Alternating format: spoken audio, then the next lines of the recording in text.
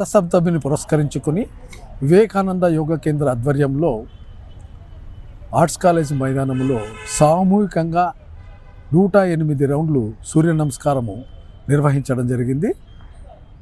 గత 20 సంవత్సరాల నుండి కూడా వివేకానంద యోగా కేంద్ర ఆధ్వర్యంలో రథసప్తమి కార్యక్రమం ఒక వేడుకలాగా నిర్వహించుకోవడం ఆనవాయితీగా ఉంది. అనంతపూర్ పట్టణంలోని వివేకానంద యోగా కేంద్ర ఆధ్వర్యంలో నిర్వహిస్తున్న వివిధ యోగా సెంటర్కు సంబంధించినటువంటి యోగా సాధకులు మరియు యోగాభి మీద ఆసక్తి కలిగిన వాళ్ళందరూ కూడా ఈ కార్యక్రమంలో పెద్ద ఎత్తున అనంతపూర్ పట్టణంలో పాల్గొనడం జరుగుతుంది. మనకందరికీ తెలుసు, సూర్య భగవంతుడు ప్రత్యక్ష దైవాన్ని కానీ ఊహించుకుంటాం కానీ ప్రత్యక్షంగా అగుపించేటువంటి సూర్యభగవాన్ యొక్క జయంతిగా భావిస్తూ రథసప్తమిని వివేకానంద యోగా కేంద్ర తరఫున యోగా సాధకులందరూ కూడా ఘనంగా ఒక వేడుకలాగా నిర్వహించుకోవడం సంతోషించదగ్గ విషయం. శ్రీ వై ఆంజనేయులు గారు యోగా ఇన్స్ట్రక్టర్గా మరి కేంద్ర కార్యవర్గ సభ్యులుగా ఉంటూ ఇక్కడ ఆర్ట్స్ కాలేజ్ మైదానంలో ఈ కార్యక్రమం విజయవంతంగా నిర్వహించుకున్నారు.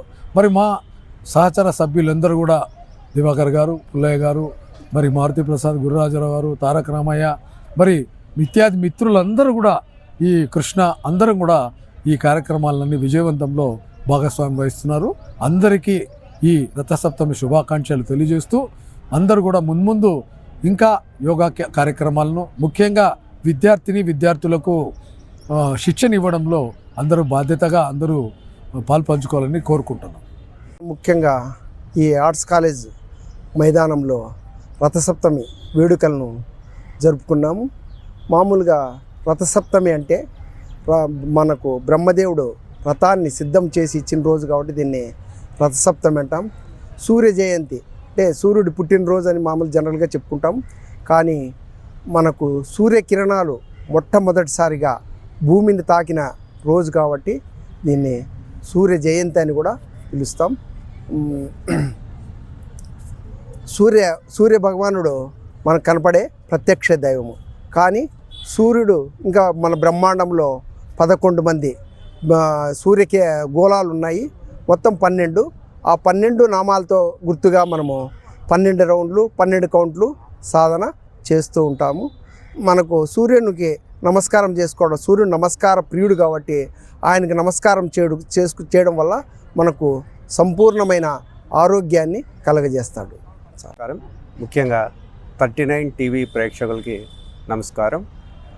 అలాగే రథసప్తమి శుభాకాంక్షలు. ఈరోజు మనము రథసప్తమి జరుపుకుంటున్నాము. ఈ రథసప్తమి గురించి పెద్దలంతా వివరించారు. నేను చెప్పదలుచుకున్న విషయం ఏంటంటే యోగా థెరపీ గురించి చెప్పాలనుకున్నాను. సో మేము ప్రణవ యోగా థెరపీ అనేది స్టార్ట్ చేశాము. సో ఈ యోగా థెరపీ అనేది సాధారణ యోగా థెరపీకి చాలా తేడా ఉంటుంది.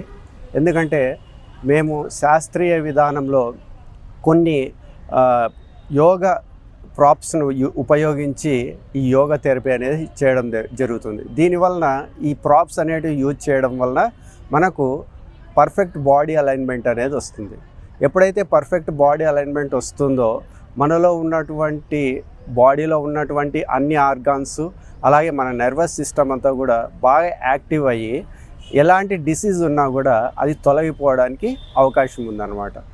కాబట్టి ముఖ్యంగా ఎవరైతే రకరకాల డిసీజెస్తో ముఖ్యంగా శారీరక మానసిక రుగ్మతలతో బాధపడుతున్నారో, మరీ ముఖ్యంగా లైఫ్ స్టైల్ డిసీజ్ అయినటువంటి ఈ డయాబెటీస్, హార్ట్ ప్రాబ్లమ్స్, బీపీ, అలాగే ఒబేసిటీ ఇలాంటి దీర్ఘకాలిక రుగ్మతలు అనేటివి మనల్ని చాలా కుంగదీస్తున్నాయి.